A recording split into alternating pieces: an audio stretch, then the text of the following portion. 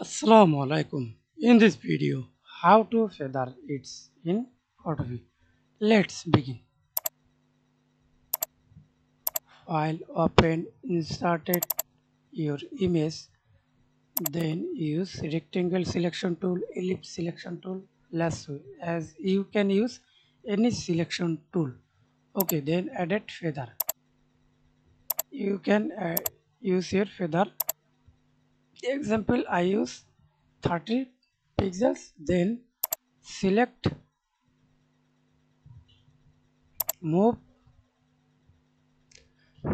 Step 1, directly create a layer mask. And step 2, refine it, and you can adjust your border. See this outside border.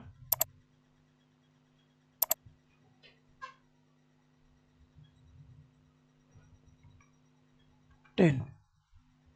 Press enter. Okay. Best direct layer mask. That's it. Thanks for watching video. Please subscribe to my channel, like, comment, share.